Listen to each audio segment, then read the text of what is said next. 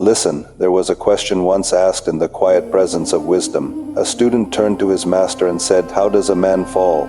Not suddenly, not in a moment, but how does he descend? Step by step, until he becomes something unrecognizable? How does disbelief grow until it becomes tyranny? Until it becomes a demon wearing human skin?"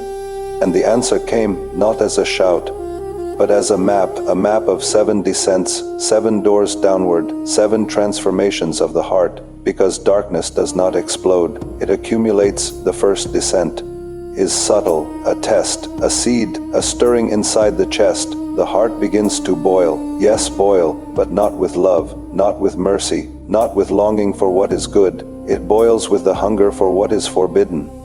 You see, the believer's heart burns too, but it burns for generosity, for truth, for justice. The same fire, different direction. And that is where it begins, desire. Have you ever felt it? That pull towards something you knew would stain you? That whisper that says, "No one will see." The descent begins there, not with armies, with appetite. Second descent, when the appetite becomes identity. When wrongdoing is no longer a mistake but a flag, he becomes a chieftain in tyranny. Notice that word, chieftain, leader, influence. He does not merely fall alone. He gathers gravity. People orbit him. Darkness, when confident, becomes attractive. Power without conscience often looks like strength, but it is strength hollowed out. Strength without a spine.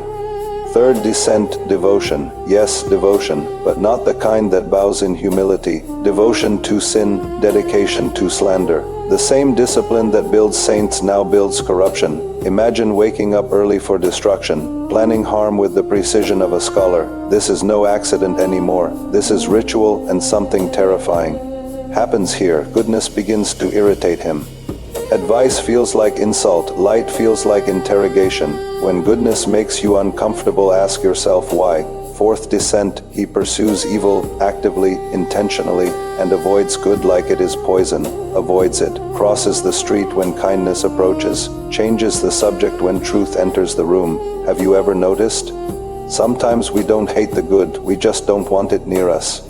Because it exposes us, and exposure feels like death to the ego. Fifth descent, how he is no longer just corrupt, he is infrastructure, a safe haven for tyrants. People who oppress find shelter in him. He protects wrongdoing, justifies it, rebrands it, gives it language that makes it sound noble. And this is where societies begin to decay, not when evil appears, but when it finds protection. Ask yourself, what do I defend? Because what you defend reveals what you worship. Because what you defend reveals what you worship. Sixth descent, he becomes a door. A door. Think about that. A door does not push. T does not chase. It stands open, and others walk through. He becomes an entryway to disbelief, an example people follow, a path others repeat.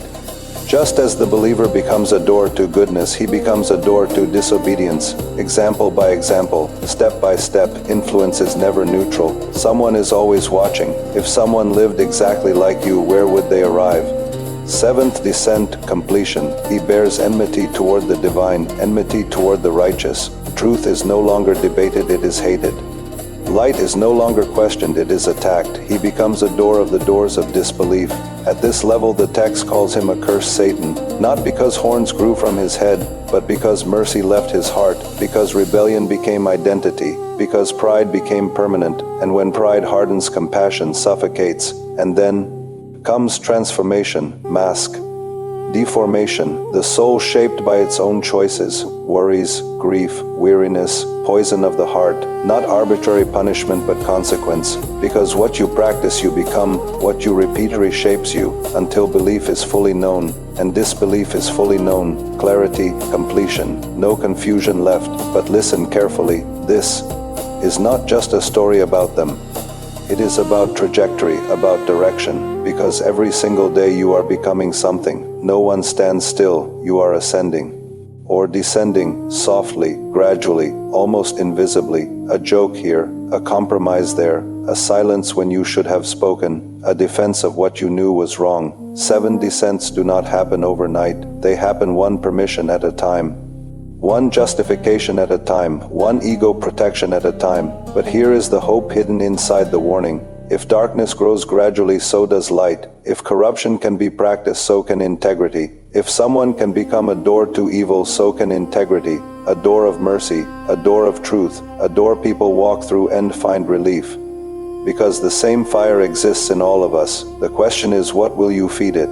So tonight, ask yourself quietly, what is my heart boiling for? What do I defend? What do I avoid? Who finds shelter in me? And most importantly, what door am I becoming? Because in the end, we are all walking somewhere, and step by step we build the road beneath our own feet. Peace and all praise belongs to the Lord of the worlds.